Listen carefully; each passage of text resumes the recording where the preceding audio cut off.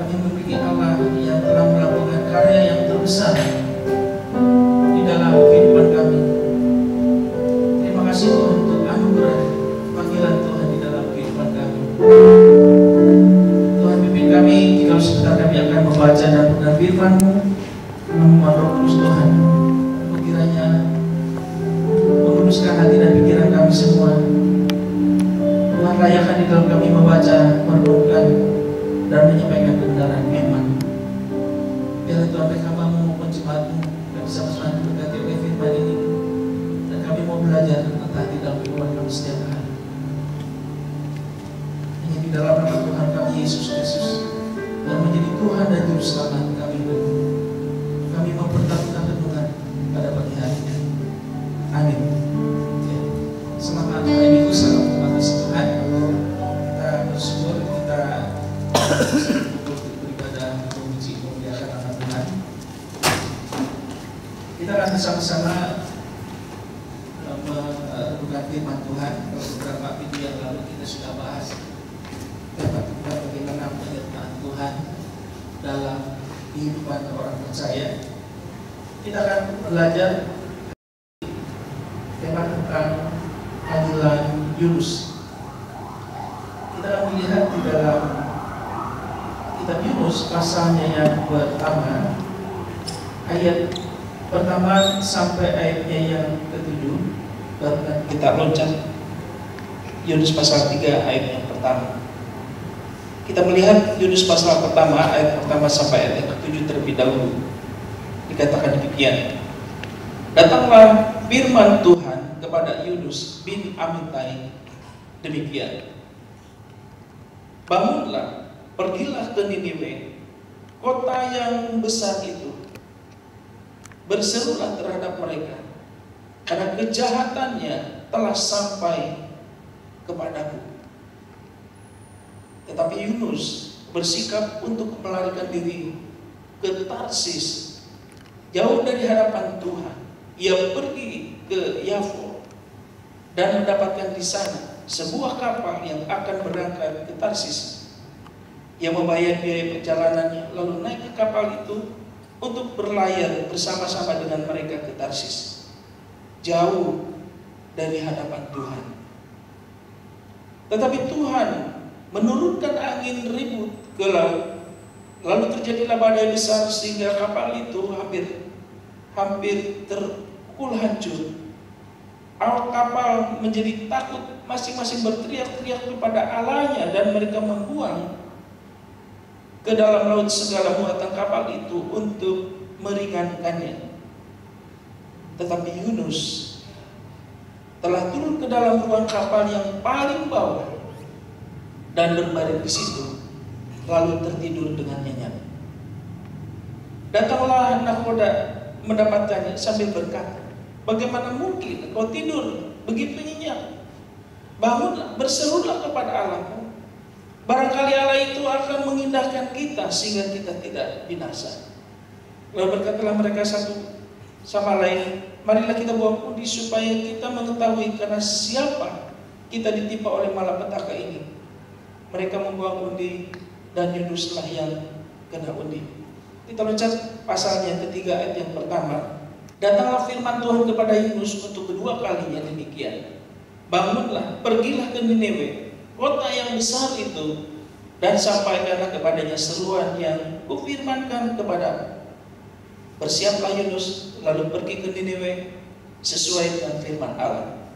Niniwe adalah sebuah kota yang mengagumkan besarnya. 3 hari perjalanan luasnya. Mulailah Yunus masuk ke dalam kota itu sehari perjalanan jauhnya, lalu berseru, 40 hari lagi maka Niniwe akan ditunggang balikan. Orang Niniwe percaya kepada Allah, lalu mereka mengumumkan puasa, dan mereka baik orang dewasa maupun anak-anak mengenakan kain gabung. Setelah sampai kabar itu kepada raja kota Niniwe, turunlah ia dari singgasananya, ditanggalkannya jubahnya, diselubungkannya kain gabung, lalu duduklah ia di abu.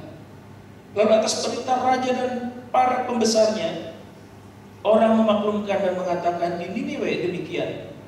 Manusia dan ternak, lembu sapi dan kambing domba tidak boleh makan apa-apa, tidak boleh makan rumput dan tidak boleh minum air. Haruslah semua manusia dan ternak berselubung kain kabung dan berseru dengan keras kepada Allah, serta haruslah masing-masing berbalik dari tingkah lakunya yang jahat dan dari kekerasan yang dilakukannya. Siapa tahu mungkin Allah akan berbalik dan menyesal serta berpaling dari murkanya yang menyala-nyala itu, sehingga kita tidak binasa. Ketika Allah melihat perbuatan mereka itu, yakni bagaimana mereka berbalik dari tingkah lakunya yang jahat, maka menyesallah Allah karena malapetaka yang telah direncanakannya terhadap mereka, dan Ia pun tidak lagi melakukannya. Sampai di situ pembacaan firman untuk kita renungkan bersama-sama. Nah, saudara sekalian, Yunus bin Amittai adalah seorang yang dipanggil menjadi nabi di kerajaan Israel Utara, yaitu pada pemerintahan Raja Yerobeam kedua. Nah, saudara, Yunus dipanggil oleh Tuhan yaitu untuk menyampaikan berita kebenaran firman Tuhan, berita tentang hukuman atau malapetaka yang telah Tuhan rancang, yang akan Tuhan timpahkan ke seluruh penduduk kota Niniwe. Nah, saudara sekalian, kita melihat bahwa di dalam Alkitab diceritakan kota Niniwe ini dikatakan kota yang sangat besar. Luas kota Niniwe ini dikatakan 3 hari seperjalanan jauhnya. Nah, saudara, kira-kira kalau kita jalan 3 hari, nah kira-kira kebayang begitu ya, luasnya kota Niniwe itu seperti apa. Nah, pada zaman itu Niniwe ini merupakan ibu kota negara Asyur, ya, bangsa Asyur. Kotanya begitu megah, kotanya begitu besar, kotanya begitu luas, dan banyak penduduknya. Nah, saudara sekalian, pada waktu Yunus diperintahkan untuk memberitakan berita tentang rencana Allah untuk menghukum seluruh penduduk kota Niniwe, saudara, Yunus mulai bergumul tentang panggilannya. Nah, saudara sekalian, ada satu pergumulan bagi Yunus di dalam memenuhi panggilan yang Tuhan berikan sebagai nabi untuk memberitakan kebenaran firman Tuhan ke penduduk kota Niniwe. Nah, saudara sekalian, kenapa menjadi satu pergumulan? Oleh karena, saudara sekalian, bahwa penduduk kota Niniwe atau ibu kota bangsa Asyur ini adalah musuh bebuyutan bangsa Israel. Itu yang pertama. Kemudian yang kedua, bangsa Asyur ini terkenal bangsa yang sangat bengis, bangsa yang sangat kejam. Di dalam peperangan biasanya mereka membawa kepala-kepala musuh lawannya. Di dalam peperangan biasanya mereka menyulap lawan-lawannya itu dijadikan tusuk sate.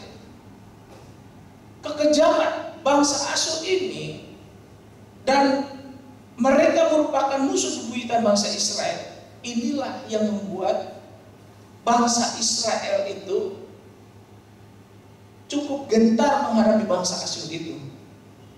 Dan bangsa Israel itu sangat membenci bangsa Asyur. Itu sebabnya ada alasannya, saudara.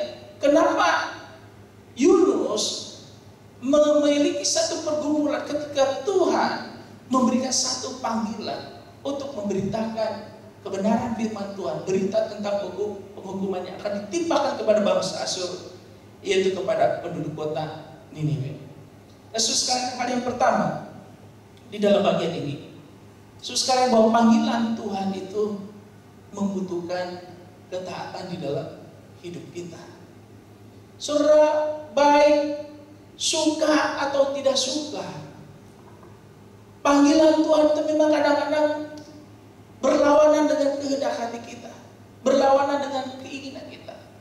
Suka atau tidak suka, Saudara, kalau Tuhan sudah memberikan panggilan, Tuhan memberikan tugas, mengutus kita, saudara, Tuhan mendaki Yesus sekalian, panggilan Tuhan itu disertai dengan ketaatan kita kepada Tuhan. Saudara, Paulus waktu menerima panggilan pelayanan dari Tuhan, seringkali Yesus sekalian ditugaskan memberitakan Injil ke daerah-daerah yang secara manusiawi Paulus juga tidak mau memberitakan Injil ke daerah-daerah situ. Yesus di dalam melakukan tugas pelayanannya seringkali ditolak oleh murid-muridnya. Jangan pergi ke sana, bersiko, berbahaya. Banyak orang yang hendak membunuh engkau. Murid-muridnya seringkali berusaha untuk mencegah Yesus. Tetapi Yesus harus mentaati panggilan Bapa di dalam menjalankan tugas misinya, di dalam memberitakan kebenaran firman Tuhan, di dalam menyatakan kemuliaan Tuhan, menunjukkan mujizatnya, maupun di dalam penyerahannya untuk sampai mati di atas kayu salib. Nah, saudara, Yunus juga mendapatkan satu panggilan Tuhan untuk memberitakan kebenaran firman Tuhan, yaitu berita penghukuman kepada bangsa Niniwe.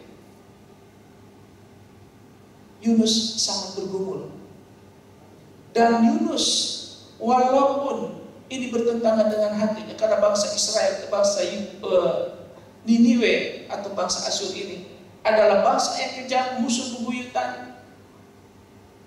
Yunus mendaki Yesus sekalian supaya Tuhan janganlah memberitakan kebenaran firman Tuhan kepada mereka. Saudara tahu apa yang ada di pikiran Yunus? Kenapa Yunus sampai pada akhirnya melarikan diri? Dan kalau saudara perhatikan di situ, Yunus berangkat ke Yafo, lalu berangkat menuju ke Tarsis. Dikatakan, Alkitab mengatakan jauh dari Tuhan. Yunus pergi ke Tarsis, dikatakan jauh dari Tuhan. Nah, saudara, pada zaman itu Tarsis itu wilayah ke perbatasan Spanyol. Nah, pada zaman itu, saudara sekalian, menurut para penafsir, orang pada zaman itu menganggap bahwa Tarsus itu merupakan ujungnya dunia. Jadi Yesus sekalian, kalau kita melihat pelarian Yunus ini, sepertinya Yunus ini pergi ke ujung dunia. Pada waktu itu belum diketemukan bahwa bumi ini bulat. Ya. Mereka pada zaman itu menganggap wilayah Tarsus itu merupakan ujungnya dunia. Itu sebabnya tidak heran di dalam bagian kitab Yunus pasal yang pertama, ayatnya yang ketiga, dikatakan mereka ke Tarsis jauh dari hadapan Tuhan. Kenapa Yesus Yunus melarikan diri ke Tarsus? Karena yang ada di dalam pikiran Yunus, jangan sampai ketika berita tentang penghukuman ini disampaikan kepada penduduk kota Niniwe yang adalah bangsa Asyur ini, pada akhirnya mereka bertobat. Yunus menghendaki supaya bangsa Niniwe ini, penduduk kota Niniwe yang adalah bangsa Asyur ini, menghendaki supaya mereka ini ditimpa murka Tuhan. Yunus tidak menghendaki bahwa mereka ini bisa mengalami pertobatan. Yunus tidak menghendaki Tuhan berbelas kasihan kepada penduduk kota Niniwe. Harapan Yunus lebih baik Tuhan membinasakan penduduk kota Niniwe. Nah, Yesus sekalian, itulah sebabnya Yesus sekalian, Yunus melarikan diri sampai ke Tarsus. Nah, Tuhan menghendaki saudara di dalam hidup kita, suka atau tidak suka, ketika Tuhan memberikan tugas panggilan kepada kita, Tuhan menghendaki supaya kita mentaati panggilannya itu. Nah, saudara, saya tidak tahu panggilan hidup saudara, panggilan Tuhan dalam hidup saudara itu bagaimana. Masing-masing saudara di dalam diri kita, di dalam jiwa kita, waktu kita percaya menerima Tuhan dalam hidup kita, seharusnya di dalam diri kita ada satu panggilan, yaitu untuk melakukan sesuatu, kita berkarya, melakukan pekerjaan Tuhan yang memuliakan Tuhan. Mungkin saudara ada yang dipanggil Tuhan secara khusus untuk menyelamatkan seisi keluarga, untuk bisa bersaksi, memberitakan firman Tuhan, membawa saudara-saudara supaya mereka percaya kepada Tuhan. Mungkin ada di antara saudara merasakan dipanggil Tuhan untuk bisa menjangkau orang yang paling dekat dengan kita, rekan-rekan kita, entah itu di tengah pekerjaan ataupun di tengah-tengah perusahaan di mana kita bekerja. Bahkan ada yang mendapatkan panggilan khusus untuk menyerahkan diri sepenuhnya menjadi pelayan Tuhan. Nah saudara, panggilan Tuhan itu berbeda-beda dalam kehidupan saudara dan saya. Ada orang yang terpanggil hanya untuk mendukung pelayanan tertentu di dalam sebuah gereja, dan harus pelayanan full time.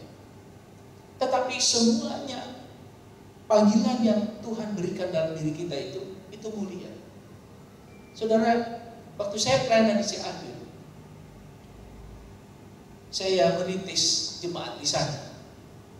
Nah, satu kali saudara, waktu di dalam ibadah sekolah minggu, waktu saya selesai membawa cerita anak-anak, cerita sekolah minggu, selesai cerita itu giliran memberikan persembahan. Saudara, saya angkat kantong kolekte itu, kantong persembahan itu, saya tanya ke anak-anak, anak-anak, siapa yang mau melayani Tuhan, membawa kantong kolekte, kantong persembahan? Nah saudara, saya melihat serentak ada seorang anak yang teriak sampai urat lehernya itu keluar begitu. Saya,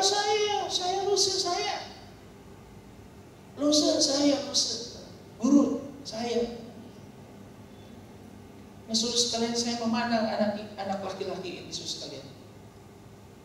Dia teriak-teriak, saya.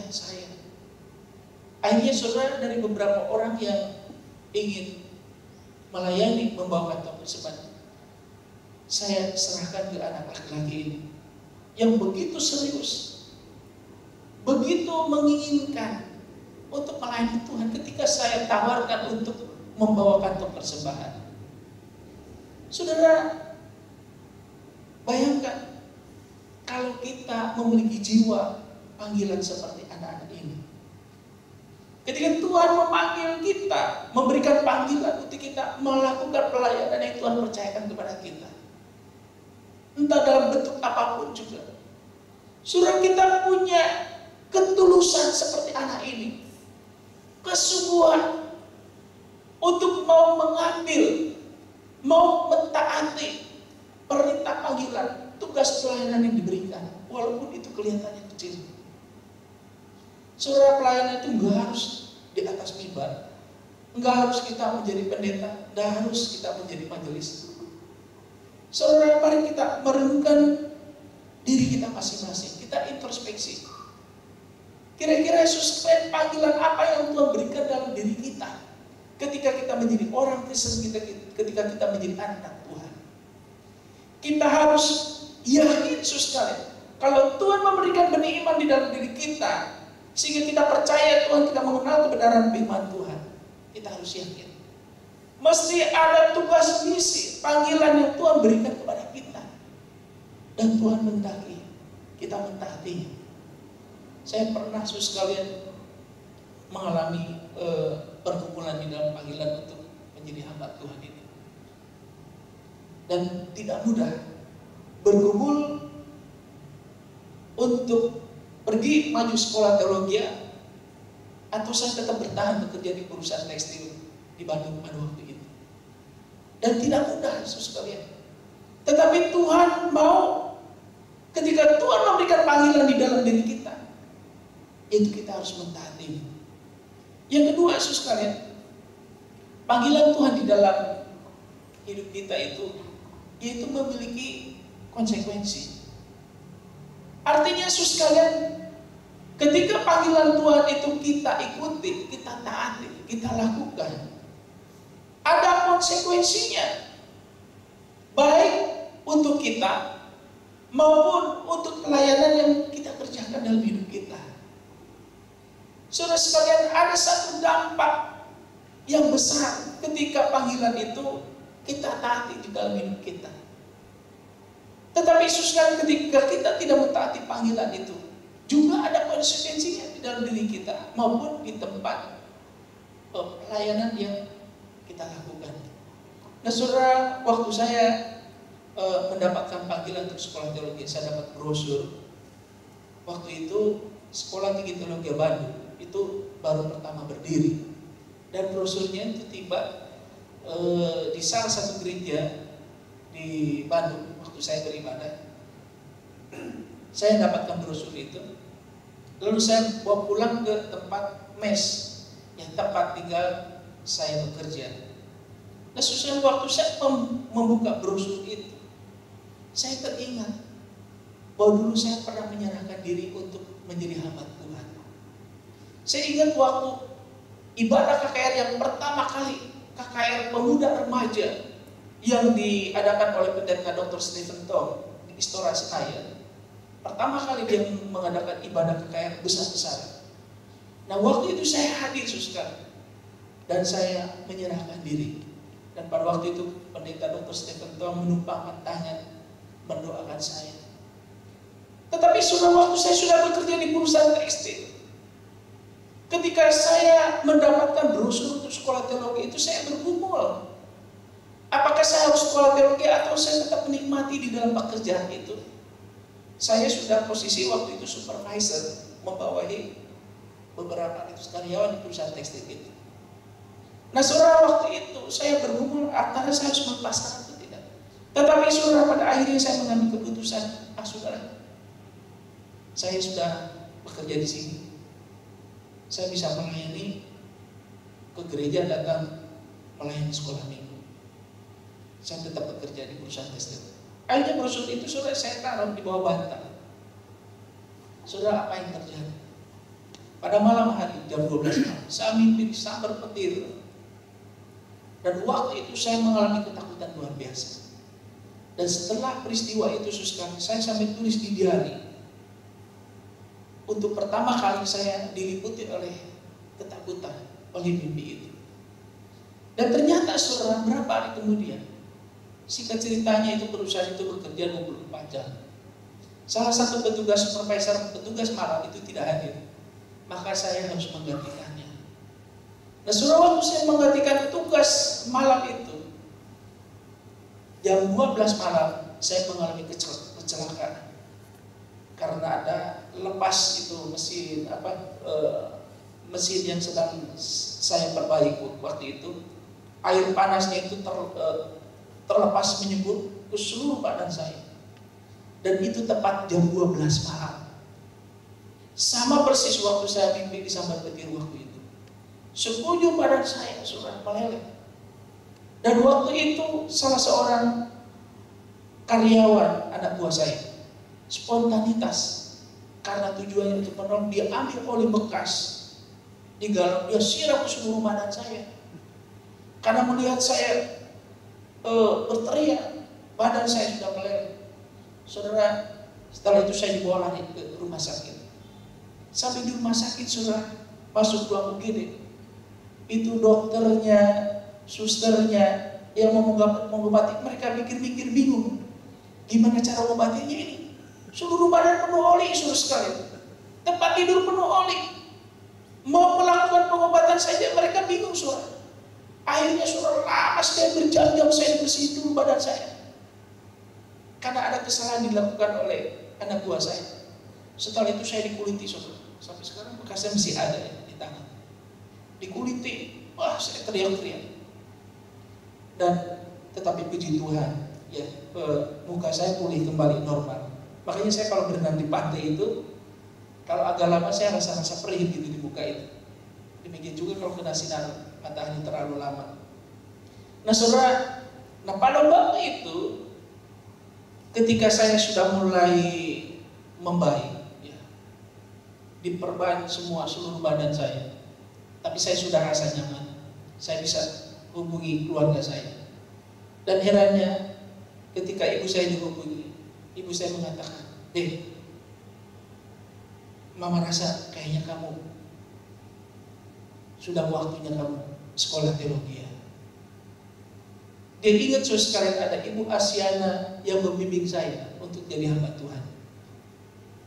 Nah saudara sekalian, saya heran kok ibu saya memberikan jawaban seperti itu. Dan dikatakan, mama takut kalau kamu tidak mengikuti panggilan itu. Akhirnya saudara, waktu saya sembuh dari kecelakaan itu, dan saya melihat pendaftaran di sekolah teologi itu di ST Bandung itu sudah mepet waktunya, dan saya langsung sekalian mengurus untuk pendaftaran di ST Bandung, dan saya memutuskan untuk berhenti. Lalu saya mengikuti tes di Bandung itu, dan puji Tuhan akhirnya lulus. Saudara, pada waktu saya berusaha untuk melawan, menolak panggilan Tuhan, saya merasakan bagaimana Tuhan memberikan satu konsekuensi kepada saya, memberikan pukulan. Saya diberi mimpi di Sanggar Peti jam 12 malam, dan saya juga mengalami kecelakaan di jam yang sama.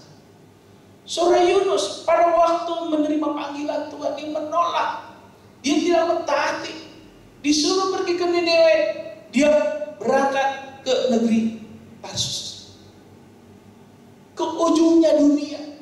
Dan Alkitab mengatakan Yunus melarikan diri ke Tarsis itu dikatakan jauh dari hadapan Tuhan. Itu sebabnya tidak heran ketika dia naik kapal, Tuhan mendatangkan malapetaka, saudara. Mereka ditimpa oleh gelombang yang begitu besar sehingga nakoda dan seluruh yang ada di kapal itu, mereka mengalami ketakutan luar biasa, dan kapal itu hampir pecah. Sesuai dengan kepercayaan mereka, mereka merasakan, saudara, mesti ini ada orang berdosa di dalam kapal ini. Ada dewa yang murka terhadap salah satu orang penumpang di kapal ini.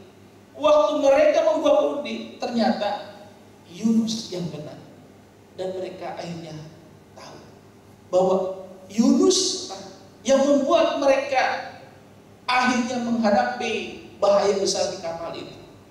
Dan singkatnya saudara sekalian, pada akhirnya Yunus dibuang dan ditelan oleh ikan besar. Nah, saudara, kita melihat di sini waktu Yunus menolak panggilan Tuhan, ada konsekuensi di mana Yunus menerima penghukuman Tuhan. Mau lari kemanapun juga Tuhan akan kejar. Dan ada pukulan, ada cambukan, ada bahaya yang akan dihadapi oleh Yunus ketika dia menolak panggilan Tuhan. Saudara, kita harus sadar dalam hidup kita, kalau Tuhan sudah memberikan panggilan untuk kita menjadi murid Tuhan, untuk kita bersama-sama mengambil bagian tugas melayani Tuhan, dan saudara tolak itu, selama saudara menolak tugas panggilan yang saudara rasa Tuhan ingin lakukan dalam hidup saya, selama itu juga saudara akan kehilangan sejahtera. Selama itu juga Tuhan akan menghambat berkat-berkat dalam hidup kita. Dan selama itu juga saudara sekalian, ada konsekuensi yang akan Tuhan timpakan kepada kita. Itu sebabnya saudara sekalian, kita harus belajar mentaati kalau Tuhan memberikan panggilan tugas khusus dalam hidup kita. Dan kalau kita tidak ikuti, maka panggilan yang seharusnya kita lakukan itu akan membawa konsekuensi di dalam hidup kita. Nah, saya tidak tahu panggilan apa yang Tuhan berikan masing-masing kepada kita yang hadir di sini. Yang ketiga, saudara sekalian, panggilan Tuhan itu tidak terbatas. Nah, saudara sekalian, kita melihat ketika Yunus mulai mentaati panggilan Tuhan dan memberitakan firman Tuhan kepada penduduk kota Niniwe, seorang hal yang tidak disangka-sangka dan yang tidak diharapkan oleh Yunus. Waktu Yunus memberitakan ke penduduk kota Niniwe, dan di situ berkata 40 hari lagi maka Niniwe akan ditunggang balikan. Ketika Yunus berseru bahwa 40 hari lagi Tuhan Allah akan menunggang balikan penduduk kota Niniwe, maksudnya yang tidak disangka, kita melihat saudara sekalian, seluruh penduduk kota Niniwe, termasuk raja kota pada waktu itu, mereka mengenaikan kain kabung. Mereka melakukan pertobatan massal. Mereka berpuasa, merendahkan diri di hadapan Allah. Bahkan bukan hanya seluruh penduduk kota, bahkan binatang-binatang peliharaan mereka pun, semuanya tanpa kecuali mereka berpuasa, meminta supaya Tuhan Allah Israel tidak melakukan murkanya, tidak menimpakan malapetaka ke atas penduduk kota Niniwe. Itulah sebab Yesus sekalian, di dalam ayat yang ke-8 dikatakan, haruslah semuanya manusia dan ternak berseru kain kabung dan berseru dengan keras kepada Allah, serta haruslah masing-masing berbalik dari tingkah lakunya yang jahat dan dari kekerasan yang dilakukannya. Raja pada waktu itu, pemimpin penduduk kota Niniwe, memerintahkan supaya mereka berpuasa. Mereka juga berbalik dari kejahatan. Mereka bertobat. Mereka berhenti dari perbuatan-perbuatan kekerasan. Itulah sebab Yesus sekalian, kita melihat di dalam bagian ini. Di dalam ayat yang ke-10 dikatakan, ketika Allah melihat perbuatan mereka itu, yakni bagaimana mereka berbalik dari tingkah lakunya yang jahat, dikatakan menyesallah Allah karena malapetaka yang telah direncanakannya itu. Nah saudara, kita melihat di dalam bagian ini bahwa panggilan Tuhan itu terbatas. Yunus berpikir bahwa anugerah keselamatan, anugerah kebenaran firman Tuhan itu hanya diberikan kepada umat Israel, kepada umat pilihannya. Tetapi Yesus sekalian, Yunus di dalam pikirannya, keinginannya, kehendaknya berbeda dengan pikiran Allah. Di dalam anugerah Tuhan, ternyata panggilan Tuhan itu tidak terbatas, saudara. Tidak hanya terbatas kepada seluruh penduduk Israel, tetapi bangsa lain pun mereka boleh mengecap anugerah Tuhan. Mereka mengecap kebenaran firman Tuhan, dan mereka mengecap pengampunan Tuhan, dan Tuhan memberikan pengampunan. Tuhan membatalkan, mengulurkan niatnya atas rencananya untuk menimpakan malapetaka murka, untuk menggambalikan seluruh penduduk kota Niniwe pada waktu itu. Nah saudara, kita melihat di dalam bagian ini anugerah Tuhan yang begitu besar. Ternyata saudara sekalian, panggilan Tuhan itu tidak hanya diberikan kepada satu kelompok, suku atau bangsa tertentu. Panggilan Tuhan berikan kepada bangsa-bangsa lain. Bahkan bangsa yang bengis, bangsa yang jahat, bangsa yang dikenal kejam, bahkan musuh bebuyutan bagi orang Israel. Mereka mendapatkan anugerah pengampunan dari Tuhan, anugerah berita kebenaran firman Tuhan, dan mereka tidak mendapatkan murka Tuhan. Nah saudara, di dalam hidup kita terkadang saudara sekalian, kita tidak suka melihat orang yang kita tidak sukai, mereka berhasil, mereka diberkati Tuhan, mereka bisa bertumbuh di dalam pelayanan. Terkadang-kadang saudara, ada banyak orang-orang di sini punya pikiran seperti itu. Atau saudara sekalian, kalau kita melihat orang-orang di luar yang berbenturan dengan kita, yang kita tidak suka, yang kita benci, kita berdoa supaya mereka mendapatkan celaka, dagangannya tidak laku, mereka kena musibah. Yang buruk-buruk itu di dalam pikiran kita, yang seharusnya terjadi kepada orang yang kita benci, yang tidak kita suka. Tetapi kita melihat pikiran Tuhan lain. Kasih Tuhan begitu besar, berbeda dengan kita. Justru Tuhan memberikan anugerah berkat kebenaran firman Tuhan kepada penduduk kota Niniwe.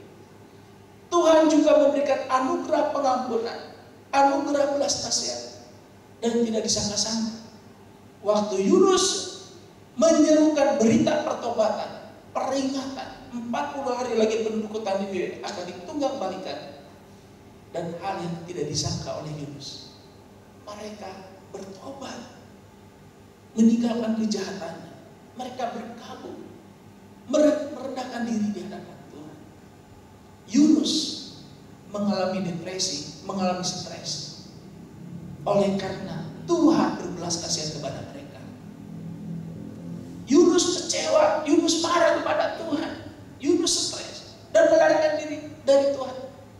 Karena Tuhan menunjukkan kasih, belas kasihan kepada orang yang, kepada penduduk kota yang Yunus benci, yang merupakan musuh bangsa Israel. Nah, saudara, kita melihat di sini panggilan Tuhan itu tidak terbatas. Saudara, mungkin ada orang yang tadinya hidup jahat, jauh dari Tuhan.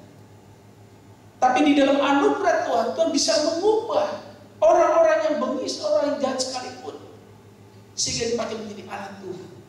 Kita melihat Saulus, seorang yang bengis, seorang yang jahat terhadap orang-orang pengikut Kristus.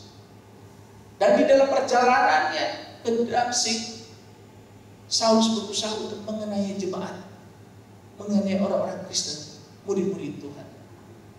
Tetapi Yesus, kalau di dalam anugerah Tuhan, Saulus yang ditakuti oleh orang Israel pada waktu itu, karena mereka mengejar orang-orang Kristen untuk membunuh. Nah, orang-orang Kristen pada waktu itu mereka takut kepada Saulus. Tetapi justru orang yang mungkin murid-murid Tuhan benci kepada Saulus waktu itu, murid-murid Tuhan takut terhadap Saulus waktu itu, di dalam anugerah Tuhan, Tuhan menampakkan diri. Saulus mengalami perjumpaan secara pribadi dengan Yesus. Dan Tuhan mengubah Saulus. Dia menjadi seorang rasul. Paulus yang betul-betul mau mentaati panggilan Tuhan dan mengasihi Tuhan dan melaksanakan perintah Tuhan. Kehidupannya berubah drastis. Yang tadinya berusaha untuk mengejar murid Tuhan, sekarang sebaliknya dia mau menyampaikan berita tentang Yesus, melakukan tugas pelayanan Tuhan sampai akhir hidupnya. Saudara, panggilan Tuhan itu tidak terbatas. Mungkin saudara, di dalam kehidupan keluarga kita ada yang belum percaya kepada Tuhan. Tetapi kalau Tuhan bekerja, mungkin juga salah satu anggota keluarga kita yang tadinya belum percaya Tuhan, ketika Tuhan ubah, panggilan Tuhan berikan kepada dia, kehidupan rohani yang mungkin bisa lebih bertumbuh, lebih baik daripada kita. Saudara, saya ingat bagaimana ibu saya, di keluarga ibu saya itu yang paling terakhir terima Yesus. Tetapi justru ibu saya yang memimpin doa keluarga, yang mengajar kami untuk belajar membaca kitab suci, mendidik anak-anaknya, masalah apapun di dalam gereja untuk tidak keluar dari gereja, harus belajar setia beribadah di satu gereja. Saudara, kehidupan rohaninya, imannya, bahkan pelayanannya jauh lebih baik ketimbang papa saya yang lebih dulu mengenal Tuhan. Dan ini saudara, kita melihat ketika panggilan Tuhan itu yang tidak terbatas, Tuhan berikan kepada mereka yang tadinya belum hidup di dalam Tuhan, yang belum percaya Tuhan, mereka bisa jauh lebih baik daripada orang-orang Kristen yang sudah lama bertahun-tahun di gereja. Ketika dia mentaati panggilan Tuhan itu. Saudara, dalam hidup kita belajar mentaati panggilan Tuhan masing-masing dalam hidup kita. Sehingga saudara, hidup kita makin diubah oleh Tuhan, kita makin bertumbuh, kita makin dipakai oleh Tuhan untuk menjangkau banyak orang dibawa kepada Tuhan. Kita semakin dipakai oleh Tuhan untuk semakin mendukung kegiatan pelayanan yang Tuhan percayakan kepada kita. Sehingga saudara sekalian, nama Tuhan dimuliakan di dalam kehidupan kita. Amin. Mari kita masuk dalam doa.